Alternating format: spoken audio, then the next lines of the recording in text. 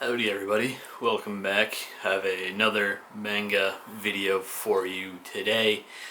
Sort of want to keep the content sort of alternating.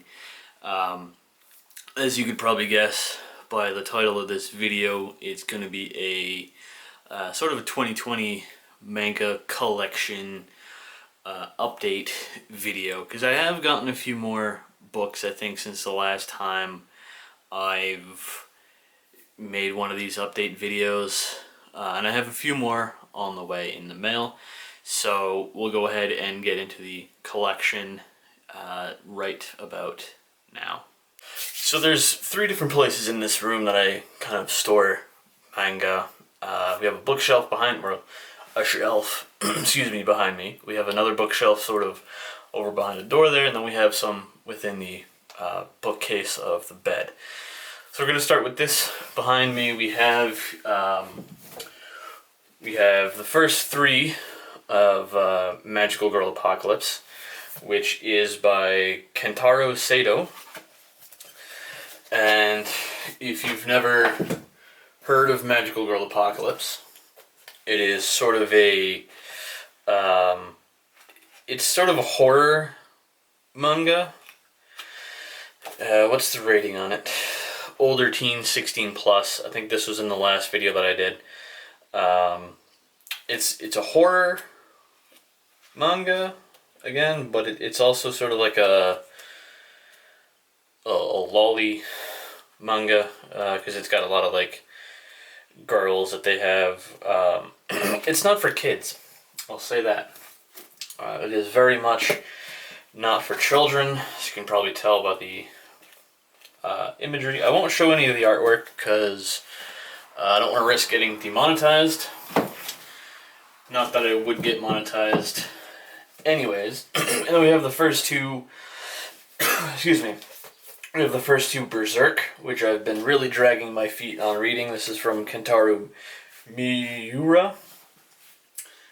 So it's not the same Kentaro that did Magical Girl Apocalypse, but just figured I'd clarify that. I'm sorry, I sound like I'm gonna die, but I'm not. So we have next another three. I think I did videos on each of these. We have Twin Star Exorcists from Yoshiaki Sukeno. I'm probably mispronouncing these names, and I am absolutely sorry from it, or by it. You have Bakugo Monotori, which was interesting. I liked it. I don't know who wrote this. Original story, Nisioisen? Is that how you pronounce it? Again, I'm probably mispronouncing it. Nisioisin. And then probably one of the weirdest manga that I've ever read in my life, and animes I've probably ever seen. From Bakub Okawa, Pop Team Epic. And just by this title or the imagery used, you can probably tell it's really weird. Canadian, printed in Canada, oddly enough. And this is again 16 plus. Wouldn't recommend it for kids. And then next we have Drug and Drop 1 and 2, volumes 1 and 2. I forgot what this is about. I'll have to reread it, but it's about this, I think, drugstore. The story of Drug and Drop picks up right where Legal Drug left off. So if you've seen Legal Drug and you liked it, I would recommend Drug and Drop. And then we had probably one of the most disappointing mangas that I've read so far, Yu-Gi-Oh! Arc V. I know I'm probably going to get a lot of shit for this, but I wanted to read it. Not for the free card inside, but I just kind of wanted to read it just to kind of see, because I've been a fan of Yu-Gi-Oh! Since I was a little kid. So I kind of wanted to see how badly they ruined it. And they ruined it pretty bad. They just absolutely butchered the series so much. And then we have JoJo's Bizarre Adventure, the first two from part 1, which is Phantom Blood. So we have the first 2 Phantom Bloods. I didn't really like it that much. Kind of found it hard to get into, but I'll keep reading it just to see if because I know it might get better. And I want to give JoJo's a fair shot. So I might continue reading it. So let's move over to the other bookshelf. So this top shelf here, these top 2 shelves of this bookcase, you can see that we have Attack on Titan, 1 through 21 here, and then 22 through 30 sort of down here. Just adjust it a little bit. There you go. So at the top here we have what really got me into manga, Attack on Titan, No Regrets. Now I know Attack on Titan is sort of a iffy sort of manga and anime. You either love it or you don't love it. It's just one of those manga that you either love or you hate. And then we have here the first 3 issues of Fairy Tail. Don't know if I'm going to continue this series. I don't really think I liked it that much enough to continue it. And so these top 2 shelves are sort of like my Kodansha shelves in a way. Then we have the first 2 of I'm Standing on a Million Lives, which is an isekai. Pretty interesting. It's sort of, this kid gets transported into a game, and there's like several other people from his school that get transported into it as well. And if you die, you respawn in like, I don't know, I think the more people in your party, the longer it takes you to respawn, I guess. There's like, so if there's like 2 people in your party, as long as there's like 1 person alive in your party, you can respawn. And if there's one other person in your party, it takes like 10 seconds. And then if there's like 3 people, it takes like 30 seconds. Or if there's 4, it takes like 40 seconds. I don't know.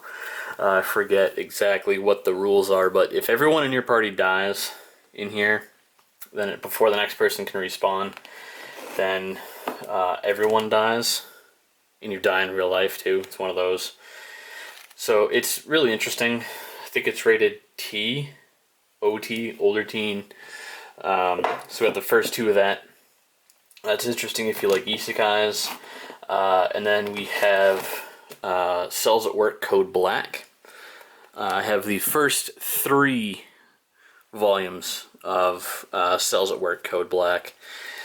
I lent out the first volume to somebody I know who works in the medical field because I kind of wanted to see exactly how accurate this was, so I let them read it, and they like it so far, so I'll lend them the other 2 when they're done with the first. So this, I would highly recommend. The anime was actually pretty good, and I would highly recommend reading the manga if you're more into manga and less into anime.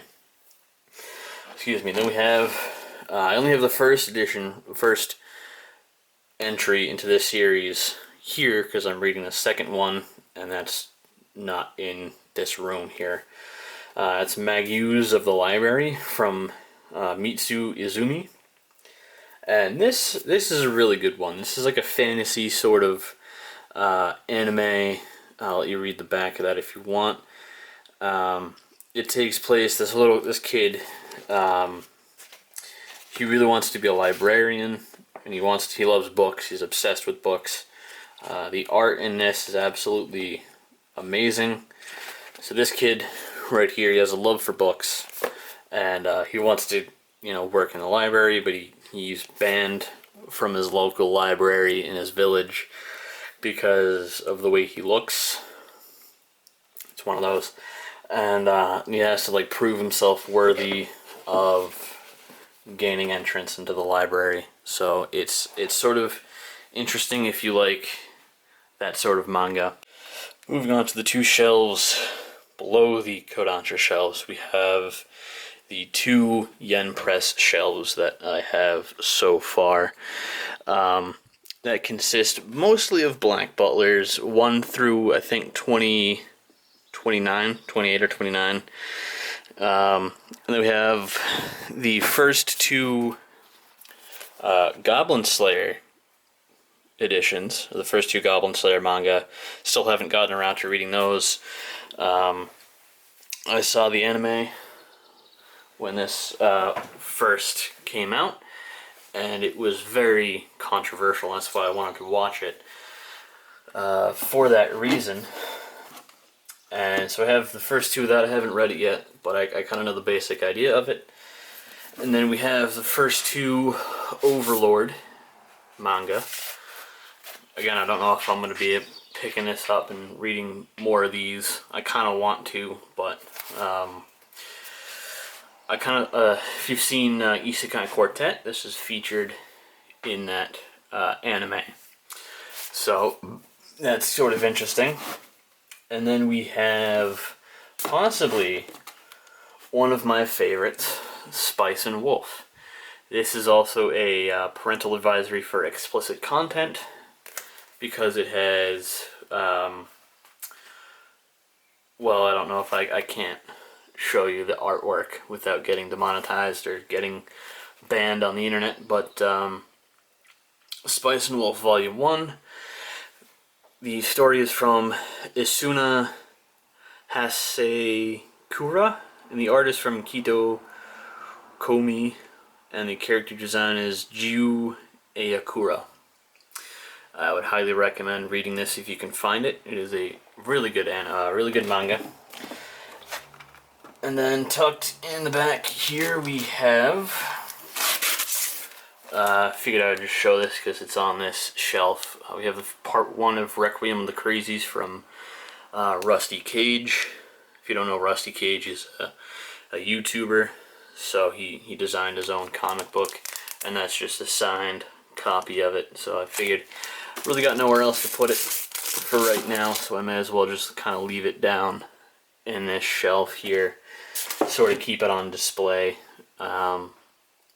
Really just for myself until I get more yen press manga, then I can kind of place that somewhere else. So let's move on to the third place that I keep manga. So moving on to the final bit of manga in my collection. Realized I had to film this again. The first time I filmed it was too dark, and I don't really want to put out a subpar product. So the final bit of manga in my collection so far, we're starting off with Downfall from Inio Asano. This is a very wonderful story about a, well, it's kind of a sad story, really, about a manga artist who just finished his most recent manga series, and everyone's asking him when he's going to start his next one, and everyone's looking forward to it, and kind of really just pushing him to start a new series, and he's having some issues as to whether he wants to continue or not, and it's just like the sort of like the behind the scenes really of a manga artist. And as of right now, it's the only manga in this stack of manga that I've actually read so far. So moving on to the second one, I haven't read this one yet, but it's on my list for next to read. It's Ubelblatt, I think that's pronounced. I'm not sure. That's what it looks like. I thought it was interesting. It's from Edtoru G. Shiono. Again, I'm probably completely mispronouncing all of these names, and I do apologize for that. But I thought this one was interesting. The artwork and the storyline and everything else like that. It is a mature rating. I don't know. I think this one has a T rating on it. No, this is a mature rated actually. So put that one back there. This is a very good one, so it looks like a good one. I mean, I don't want to judge it by the cover alone, but it's definitely graphic. Definitely graphic. So I'll give it a look. I'll give it a read, and then I might do a video about it when I read it. The next one is Blame, the Electro Fisher's Escape, from Toha Heavy Industries Cinematic Division, adapted from the animated film Blade. The art is from Kotaro Sekini, and the direction is from Sumo Nihei. Again, I'm probably butchering those names, but this is another one that I thought the artwork was really good, and I thought it had a really good storyline, or a really good description, so I picked it up, and I might, again, do a video on that one when I get around to reading it. The next two are a part of a series. That shelf over there is usually where I keep like my one-offs, or my all-in-ones, or the omnibuses that I have.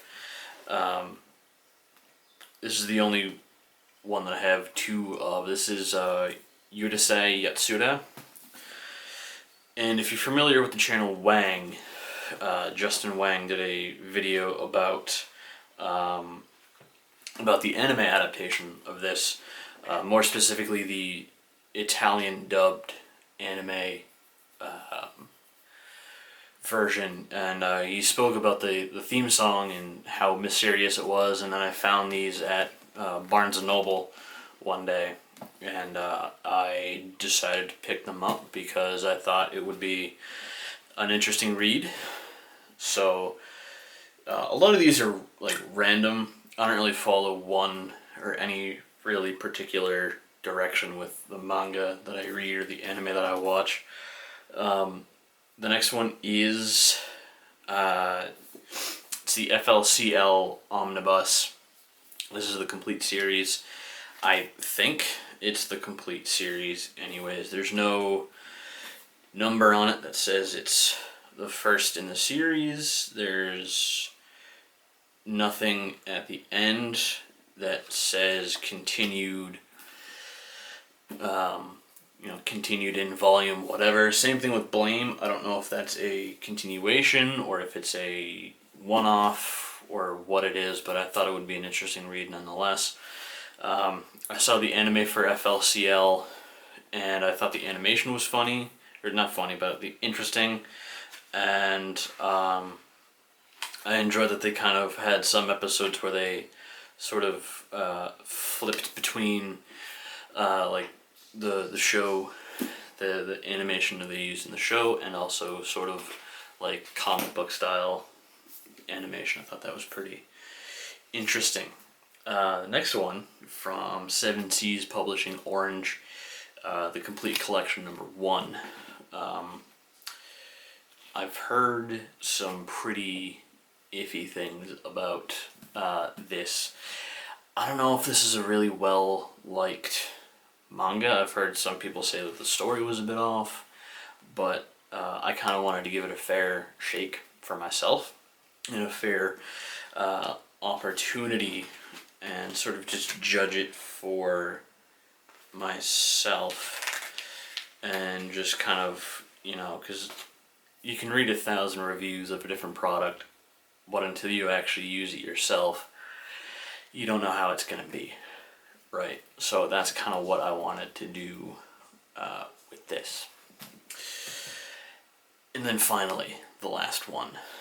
I'm watching the anime right now, but I figured I would get the manga, and this is a hefty, heavy manga.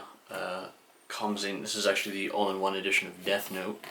This is the little box it comes in. Now, if this is not 4 pounds at least, I don't know how heavy it is. This is super heavy. and it's just it's amazing. Like all 16 volumes of the Death Note manga are in this book right here. This is just, I've never seen anything like this before, and I don't think we'll see anything like this again. I don't know, I could have completely opened up to something horrible just then. It's very awkward to hold. I don't know if this thing would be very comfortable to read for a long time, but it's definitely a conversation piece. Comes in this, again, it comes in this little box. This is about $40. Yeah, 40 British pounds, 40 US dollars, about 54 Canadian dollars. It's insane, dude. I don't know if I'm ever gonna read this. I might. I want to, but you know, watching the anime. I mean, I'll probably get around to it eventually once I finish all the other manga that I'm reading and into. I'll have to weigh this and actually see how much it weighs, and probably put it somewhere in the video towards the end here. So yeah, that's the whole collection for right now. I'll probably do an update in the future if I ever get more. So thanks for watching, and I'll see you guys in the next video. Peace.